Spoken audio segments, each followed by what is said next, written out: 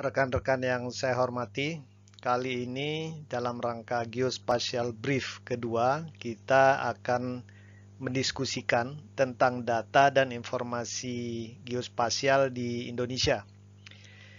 Sebelumnya pada Geospatial Brief yang pertama, kita sudah membahas tentang geospasial, definisinya, ruang lingkupnya ya, dan juga kita menyinggung tentang pengertian data dan informasi geospasial.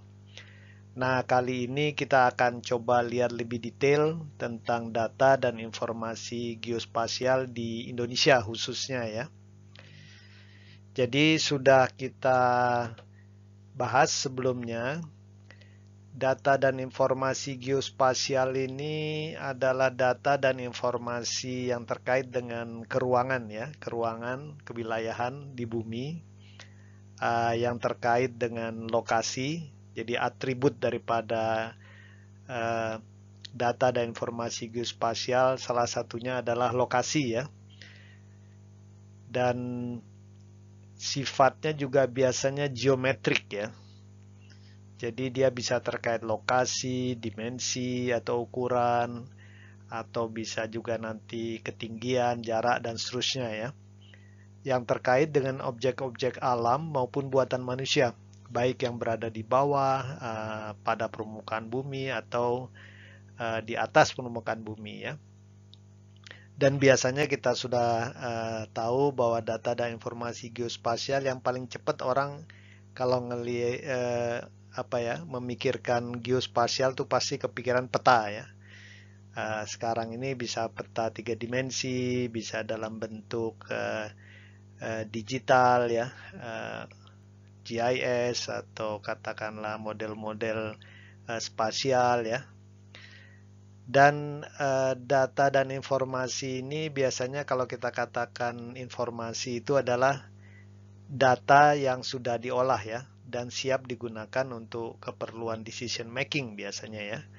Tapi kalau informasi geospasial ya nanti terkaitnya dengan decision making yang terkait dengan perencanaan, pengelolaan ruang kebumian ya dalam berbagai aplikasi.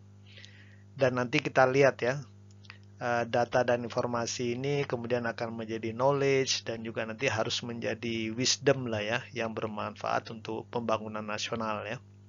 Coba kita lihat lebih detail tentang data dan informasi geospasial ini. Nah, kalau kita lihat ini piramida DIKW ya, Data, Information, Knowledge, and Wisdom. Jadi kalau kita bicara tentang data geospasial, jadi ini adalah data-data yang sifatnya geometrik atau terkait lokasi ya. Jadi bisa saja dalam hal ini data geospasial itu bisa berupa jarak, sudut ya, atau ketinggian atau kedalaman ya dalam konteks laut. Bisa juga berupa koordinat ya. Kalau kita menggunakan tipe navigasi GNSS sekarang kita kan bisa langsung dapat koordinat ya. Atau bisa juga berupa foto udara ya, foto terestris ya, pengamatan pasang surut laut, citra satelit pun juga sekarang ini menjadi data ya. Atau kemudian kalau kita menggunakan TLS, Terrestrial Laser Scanner, bisa point cloud ya, bisa juga data-data pengamatan gaya berat dengan gravimeter ya. Ini contoh-contoh data geospasial. Tentunya bisa lebih banyak lagi ya. Dan kemudian data ini diolah menjadi informasi. Nanti bisa menjadi jaring kontrol geodesi ya. Kemudian bisa menjadi peta dasar, peta batimetri, peta tematik, bisa jadi dam, bisa jadi city model, building model, bahkan DSM ya, digital surface model, dan lain-lainnya ya. Sekarang bisa jadi digital twin ya, misalnya ya. Dan perkembangannya ini nanti kita lihat lah ya dalam geospatial brief yang seri-seri lainnya. Perkembangan produk-produk informasi geospasial ini memang semakin menarik ya, semakin beragam ya. Tidak hanya seperti peta yang kita bayangkan ya, atau jaring kontrol yang kita bayangkan.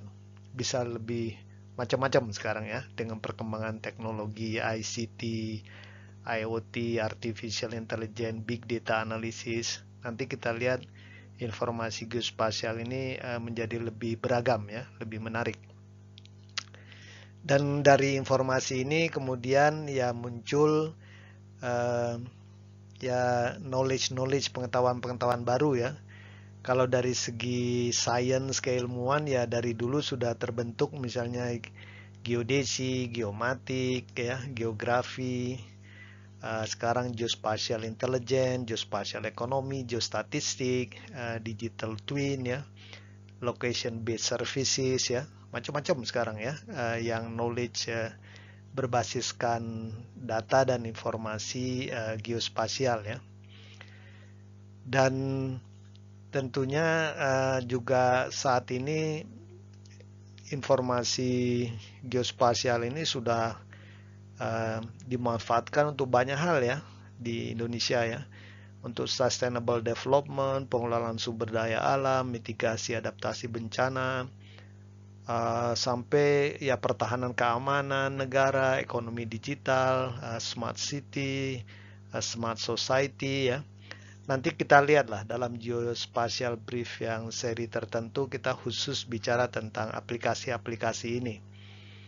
Tapi maksudnya data dan informasi geospasial ini memang sekarang ini arahnya semuanya ditujukan untuk kepentingan pembangunan ya, bangsa dan negara. Di samping juga untuk pengayaan khasanah keilmuan tentunya ya, research dan development juga berjalan terus ya. Ini yang menarik ya. Jadi memang geospasial ini menjadi semakin menantang di era teknologi 4.0 ini ya.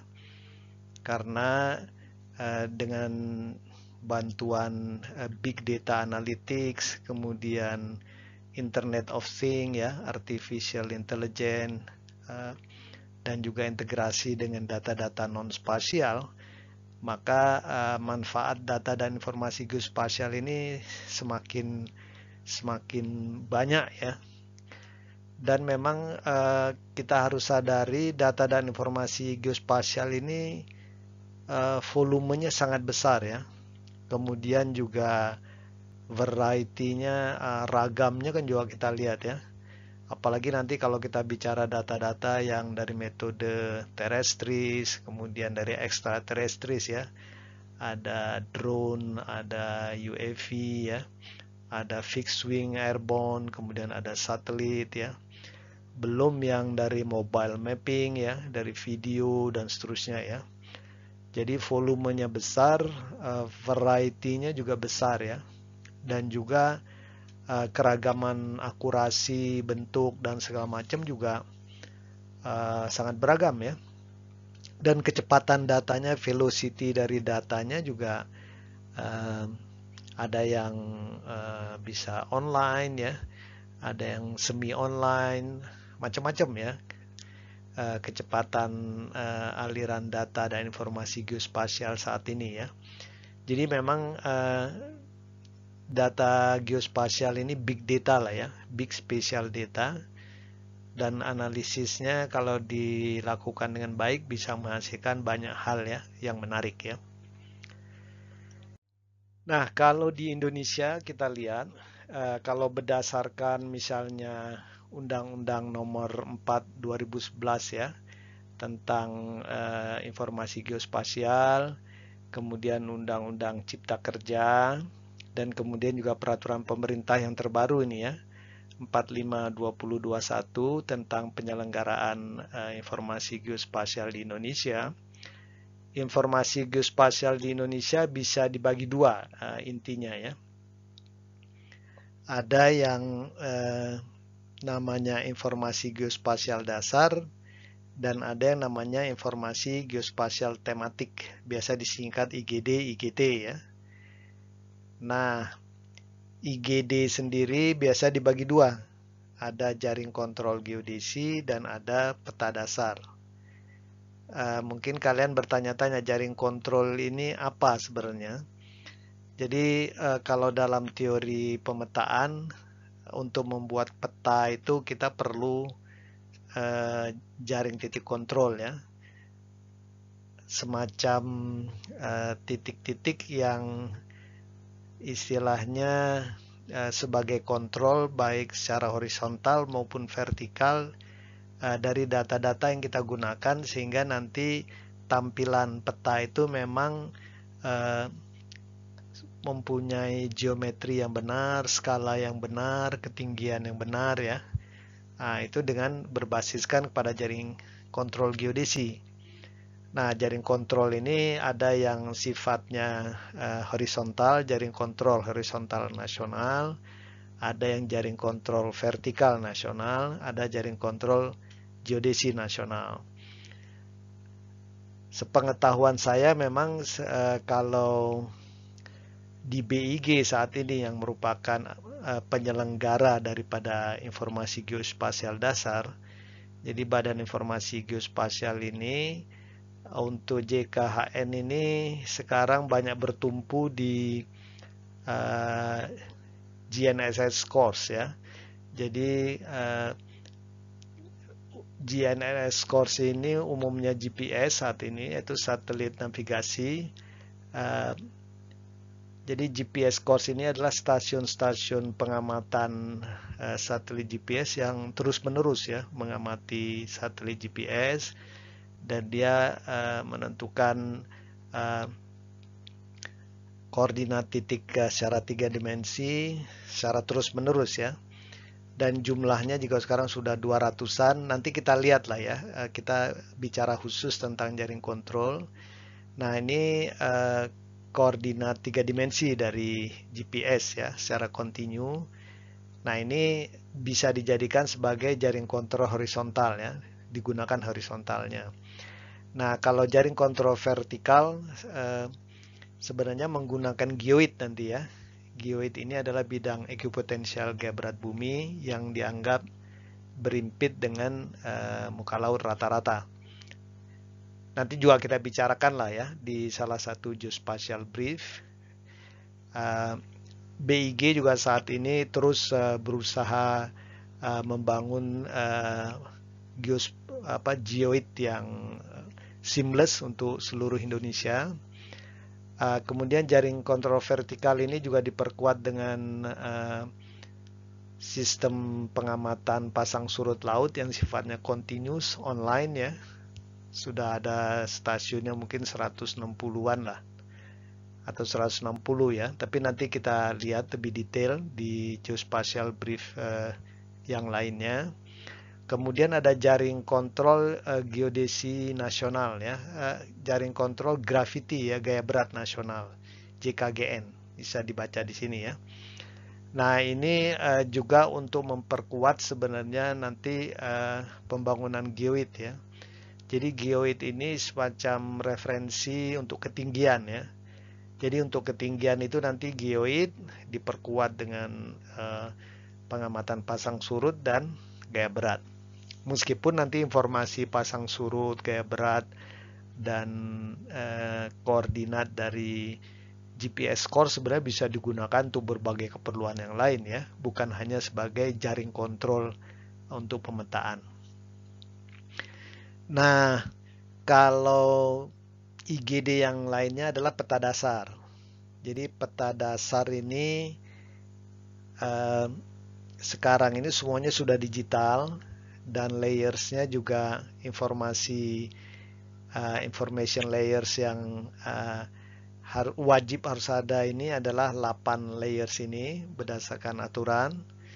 Jadi nanti ada garis pantai, ada hypsografi. Hypsografi ini semacam relief permukaan bumi, biasanya dengan kontur ya kalau di peta di darat, atau kalau di batimetri itu kontur kedalaman ya. Kemudian wilayah perairan, kemudian nama rupa bumi, toponimi, batas wilayah, transportasi, utilitas, bangunan, fasilitas umum, dan penutup lahan. Mungkin kalian rekan-rekan juga bertanya apa sih kriteria peta dasar ini ya. Jadi secara umum mungkin ya peta dasar ini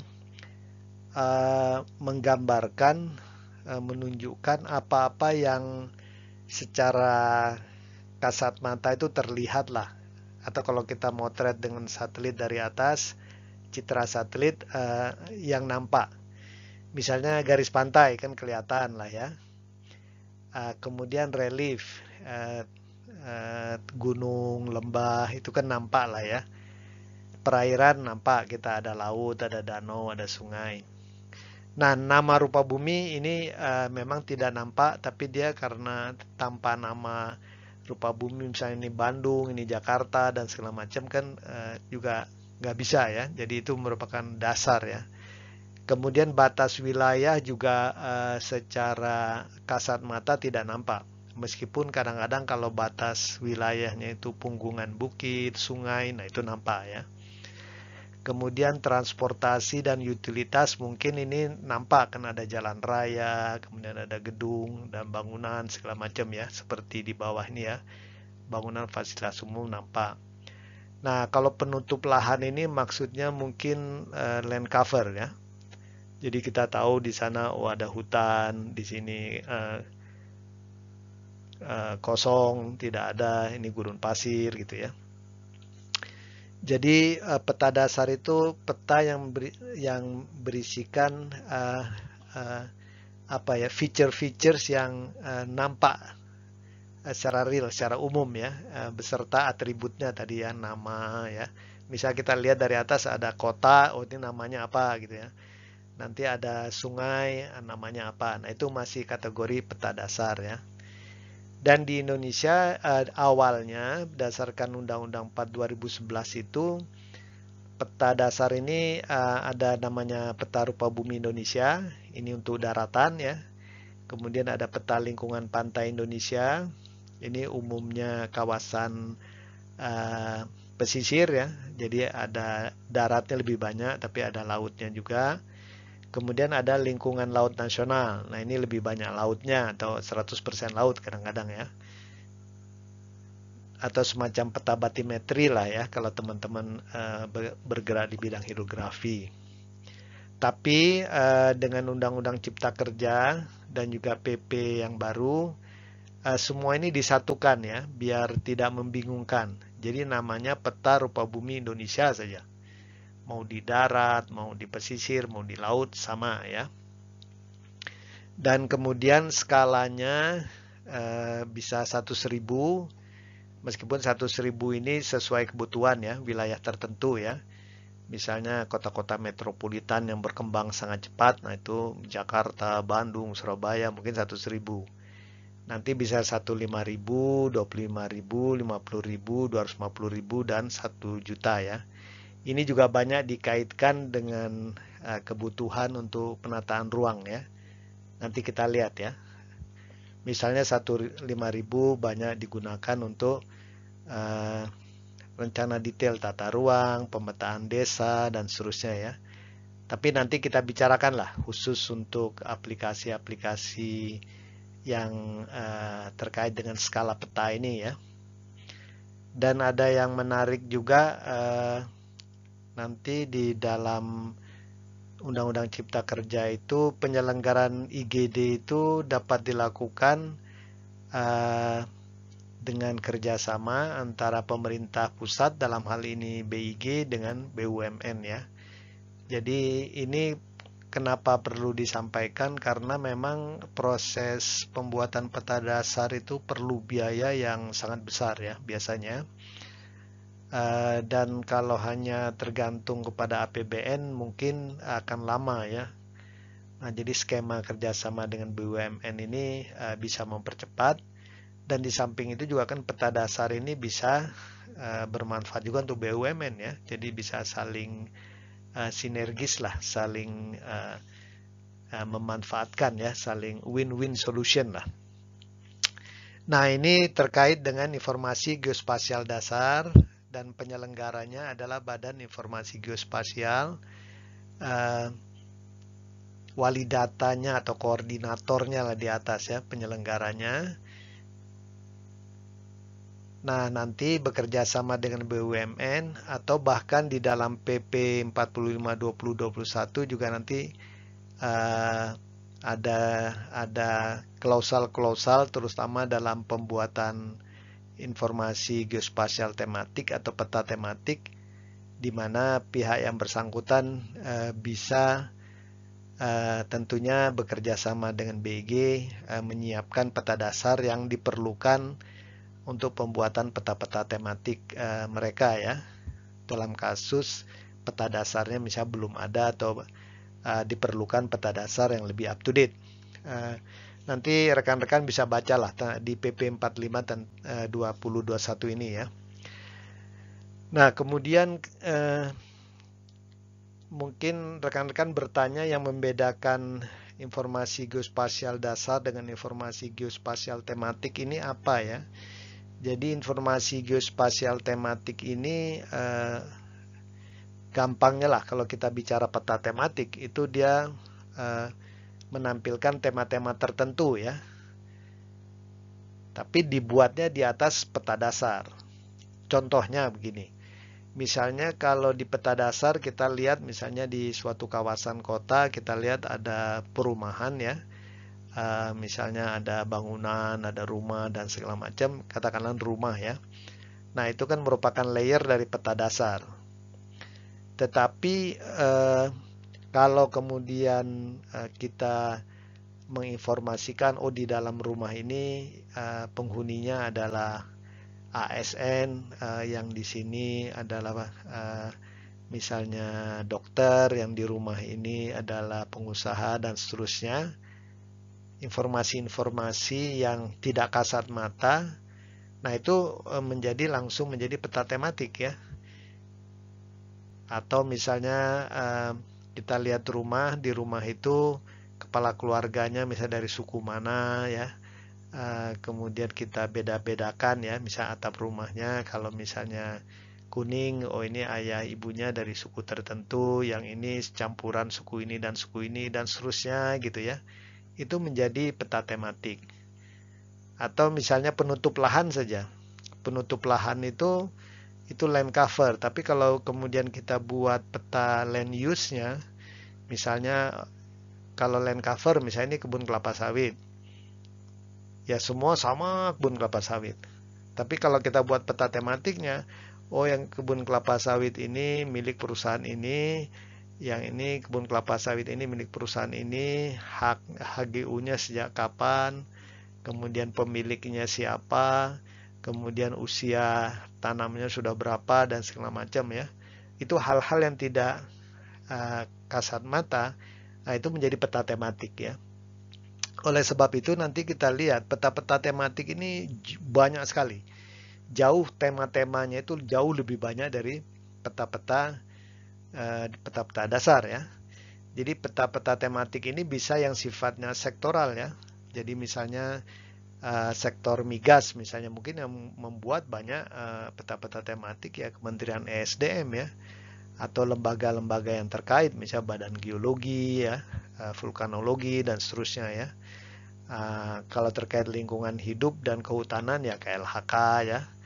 Terkait pertanian Kementerian Pertanian ya. Terkait misalnya tema-tema kelautan ya, perikanan, nah itu mungkin Kementerian KKP ya. Jadi temanya banyak sekali. Tapi ada juga tema-tema yang strategis nasional ya. Dia non sektoral ya. Ini juga banyak ya, misalnya peta-peta terkait tema-tema SDGs misalnya ya, kan itu lintas kementerian lembaga sifatnya nasional ya. Meskipun mungkin ada kementerian lembaga yang leading ya. Misalnya tentang stunting ya. Stunting itu mungkin ada di situ informasinya kan ada masuk dari kesehatan, dari pertanian ya. Dari mungkin badan logistik dan segala macam ya. Bisa saja itu ya sifatnya strategis. Dan dalam hal ini pemerintah bisa saja menunjuk lembaga tertentu untuk membuat peta tematik yang sifatnya non-sektoral, lintas sektor ya. Bahkan di dalam Undang-Undang Informasi Geospasial, Badan Informasi Geospasial itu bisa membuat peta tematik in case peta tematik tersebut memang belum dibuat oleh kementerian lembaga lain, tapi sangat penting dan kemudian diperintahkan oleh pemerintah. Nah, itu bisa ya. Dan peta tematik ini bisa bahkan dibuat oleh perorangan ya, oleh swasta ya, misalnya untuk keperluan bisnisnya Gojek, Grab, Tokopedia membuat peta-peta tematik untuk keperluan mereka ya, silakan ya. Kemudian juga perorangan kalau ingin membuat boleh. Cuma syaratnya itu sebenarnya baik secara ilmiah maupun aturan sebenarnya, bahwa IGT yang dibuat itu mengacu kepada peta dasar yang berlaku secara nasional ya. Tujuannya ini apa? Biar nantinya informasi itu standar, kompatibel ya, bisa ditumpang tindihkan. Memang pertanyaannya nanti kita lihat kalau misalnya peta dasarnya belum ada, baik belum up to date misalnya, atau skalanya tidak pas, misalnya ada instansi atau pihak yang ingin membuat peta tematik skala 1.000 misalnya ya, dan di wilayah tersebut peta dasar 1 skala 1000-nya belum ada. Nah, ini bagaimana solusinya ya? Nah, memang di PP yang terbaru, PP 45 itu memungkinkan ya, memungkinkan pihak yang bersangkutan membuat peta dasar sendiri dengan dana mereka sendiri, tapi persyaratannya dia bekerja sama dengan BIG. Standar spesifikasi teknisnya juga standar spesifikasi teknis dari BIG ya. Kemudian juga nanti biasanya disupervisi, diverifikasi, divalidasi oleh BIG. Kemudian juga nantinya setelah selesai, pihak yang bersangkutan juga wajib menyerahkan peta dasar tersebut ke BIG untuk berbagi pakaikan ya. Karena sepengetahuan kami di lingkungan BIG, peta dasar sekarang ini menjadi sesuatu yang bisa diakses oleh publik ya, tanpa bayar ya, melalui INAGEO Portal. Jadi itu yang bisa dilakukan ya. Jadi kalau misalnya ada pihak ingin membuat IGT, peta dasarnya belum ada pada skala tersebut atau belum up to date, sehingga pihak tersebut perlu mengupdate. Nah, memungkinkan ya, tapi selalu bekerja sama, berkoordinasi dengan Badan Informasi Geospasial ya, sebagai penyelenggara informasi geospasial dasar. Dan kemudian ada informasi geospasial tematik yang hasil integrasi ya. Nah, ini banyak digunakan nanti dalam kasus misalnya untuk pencapaian 17 goal SDGs ya.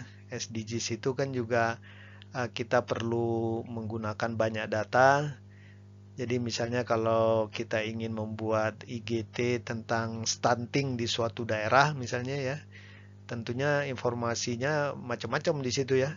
Ada informasi terkait kesehatan, kependudukan, terkait dengan sandang, pangan, segala macam ya, pendidikan.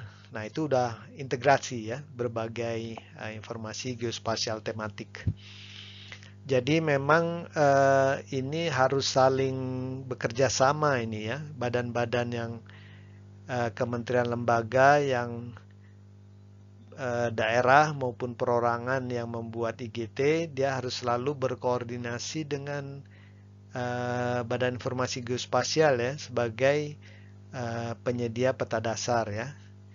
Jadi jangan sampai nanti masing-masing pihak, kementerian, lembaga, daerah, perorangan membuat peta tematik masing-masing menggunakan peta-peta dasar yang tidak sama ya, tidak seragam ya.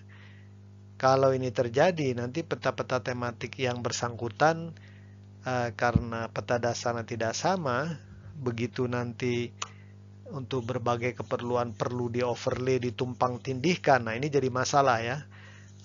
Timbul ketidaksinkronan peta dan segala macam yang menimbulkan konflik-konflik di lapangan ya. Dan itu nanti perlu diselesaikan ya dengan baik.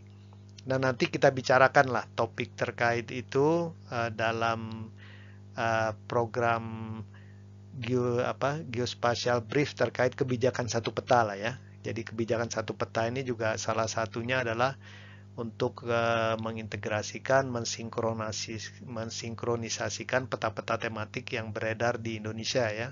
Yang kadang-kadang karena penggunaan salah satunya peta dasar yang berbeda-beda, baik kualitas maupun up-to-date-ness-nya ini jadi masalah kadang-kadang ya, dan banyak bermasalah. Jadi itu rekan-rekan sekalian, geospatial brief kita yang kedua, semoga bermanfaat. Insya Allah di geospatial brief yang ketiga kita akan membicarakan tentang manfaat informasi geospasial untuk pembangunan nasional di Indonesia ya. Begitu saja, terima kasih, semoga dapat bermanfaat.